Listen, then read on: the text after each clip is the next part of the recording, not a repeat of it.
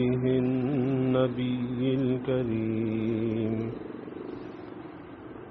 وعلى آله وصحابه أجمعين. اللهم صل على سيدنا ومولانا محمد وعلى آل سيدنا ومولانا محمد وبارك وسلم صلاة وسلاما كثيرا كثيرا. توفیق الہی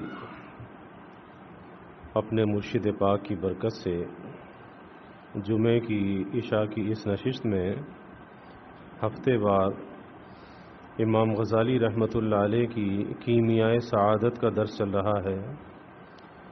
اس کتاب کا جو 10واں اصول ہے وہ حکومت اور رعایا کے حقوق کے بارے میں ہے.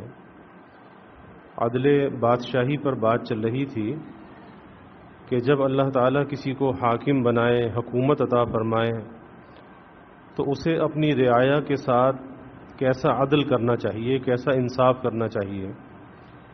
کیونکہ اگر حاکم نے اپنے محکوم کے ساتھ عدل نہ کیا تو کل قیامت کے دن اللہ کو جواب دہ ہوگا.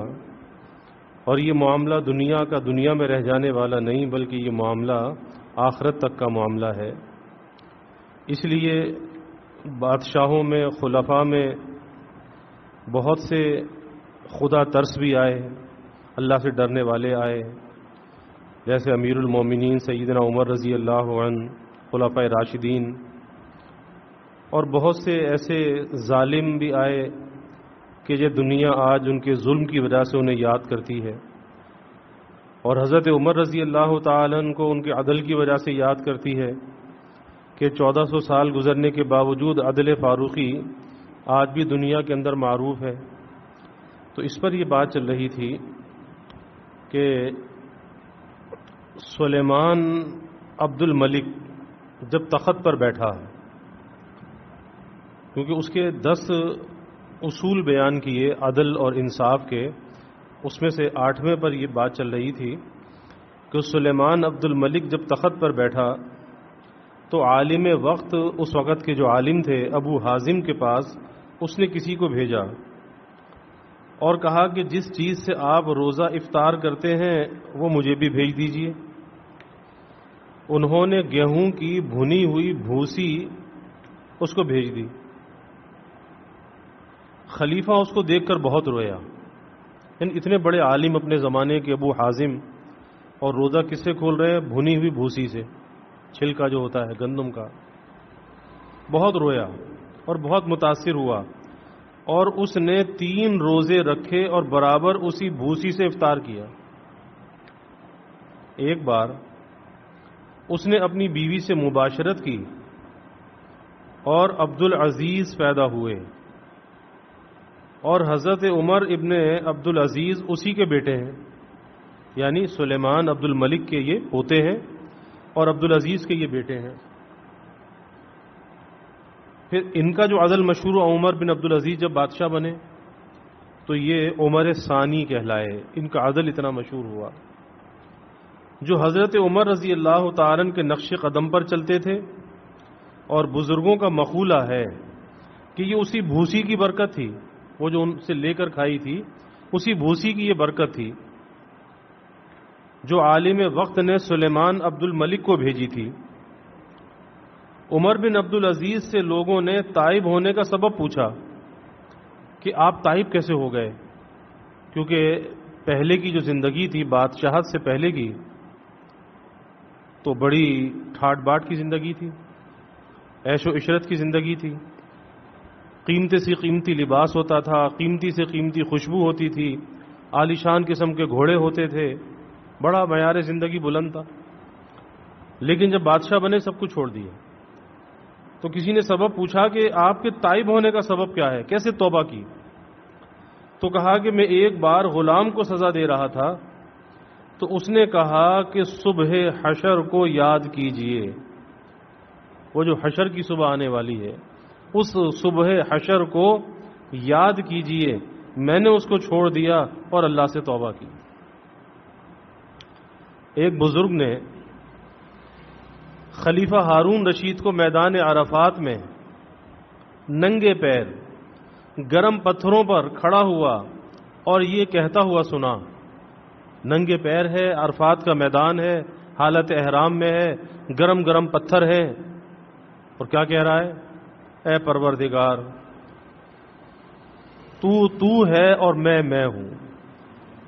اے پروردگار، تو ہے اور میں ہوں۔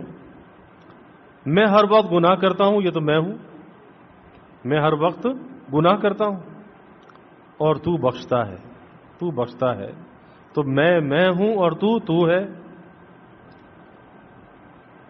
میں ہر وقت گناہ کرتا ہوں اور تو بخشتا ہے، میرے حال پر رحم کر۔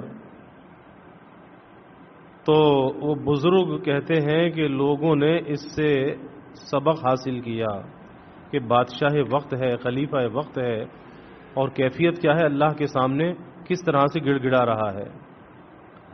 عمر بن عبدالعزیز نے حضرت حازم سے نصیحت کے لیے عرض کیا کہ مجھے کوئی نصیحت کر دیجیے۔ اب یہ پہلے زمانے کے بادشاہوں کی کیفیت تھی، آج تو علماء سے، اللہ والوں سے دور ہیں، دنیا داری کے اندر لگے ہوئے ہیں۔ یہی وجہ ہے کہ نظام حکومت لوگ صحیح چلا نہیں پاتے، کیونکہ دین سے دور ہیں، علماء سے دور ہیں، علماء کی رہنمائی اور رہبری سے دور ہیں۔ یہی ساری فساد کی جڑ ہے۔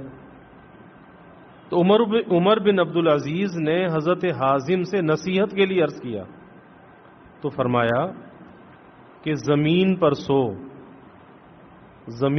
زمین جو ہے نا انسان کی اصلیت ہے، اسی مٹی سے پیدا ہوا، اسی مٹی میں لوٹ کر جائے گا۔ منہا خلقناکم وفیہا نعیدکم ومنہا نخرجکم تارۃ اخری، کہ اسی سے پیدا کیا اور اسی میں لوٹ کر جائے گا اور اسی میں قیامت کے دن اٹھایا جائے گا۔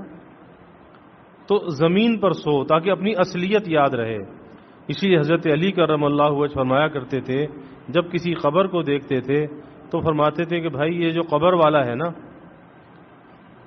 کل یہ بھی ہمارے جیسا ایک انسان تھا، ہماری طرح اسی زمین پہ چلتا پھرتا تھا، کھاتا پیتا تھا، لباس پہنتا تھا، اور جو آئندہ آنے والی کل ہے اس میں ہمارا حال بھی یہی ہوگا کہ ہم بھی اس قبر کے گڑھے میں پڑے ہوں گے۔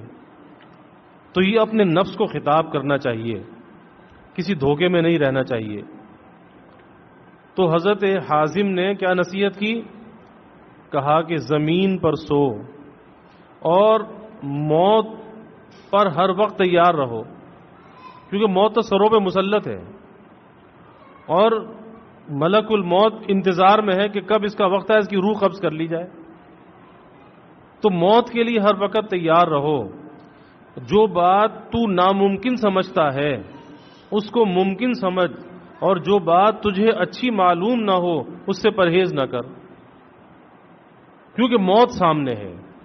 اور جو آدمی موت کو یاد رکھنے والا ہے وہ بہت سی غلطیوں سے بچا رہتا ہے، کہ اپنی موت کو یاد رکھتا ہے۔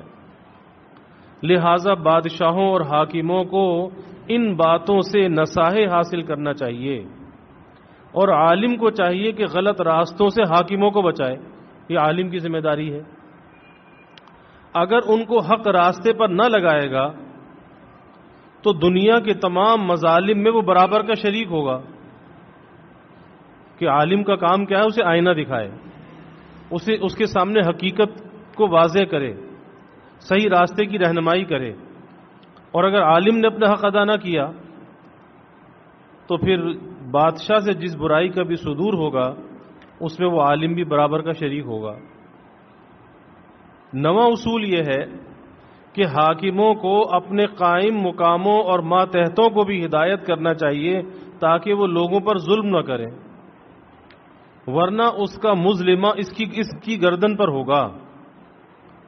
کہ بادشاہ تو خود اگر عادل ہو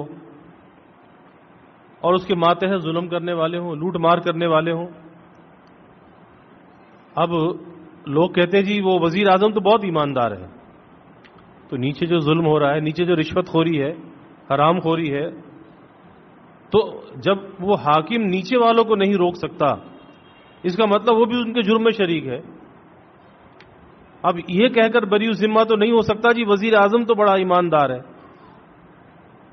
تو یہ بری الذمہ نہیں ہے۔ تو یہی بات یہاں پہ فرماتے ہیں کہ حاکموں کو اپنے قائم مقاموں اور ماتحتوں کو بھی ہدایت کرنا چاہیے، جو بھی ماتحت ہے، تاکہ وہ لوگوں پر ظلم نہ کریں، ورنہ اس ظلم کا جو اثر ہوگا وہ اس کی گردن پر بھی ہوگا اور یہ بھی شریک جرم ہوگا۔ حضرت عمر رضی اللہ عنہ جب کسی کو حاکم مقرر کرتے تھے، کہیں گورنر بناتے تھے، تو اسے نصیحت کرتے تھے۔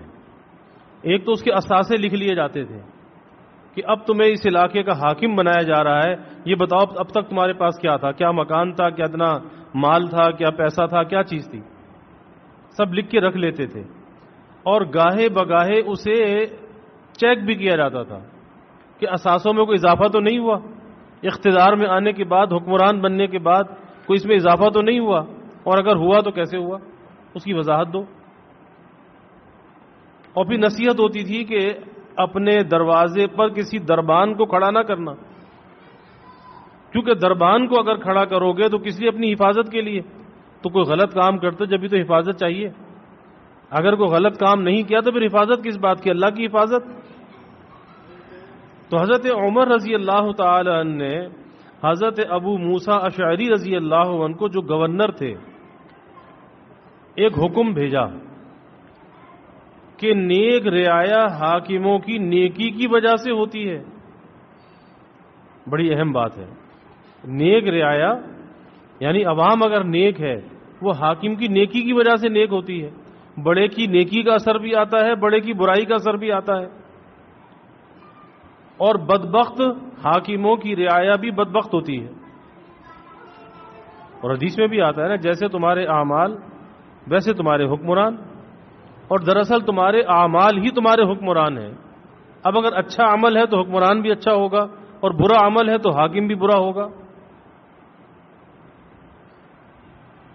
لوگوں سے زیادہ خندہ پیشانی سے کام نہ لیا، ورنہ تمہارے ماتحت بھی ایسا ہی کریں گے۔ توریت میں آیا ہے کہ کسی بادشاہ کے ماتحت سے کوئی ظلم ہو اور وہ خاموش رہے، بادشاہ کے ماتحت سے ظلم ہو اور وہ خاموش رہے، تو گویا وہ ظلم خود اس نے کیا ہے، اس حاکم نے وہ ظلم کیا ہے۔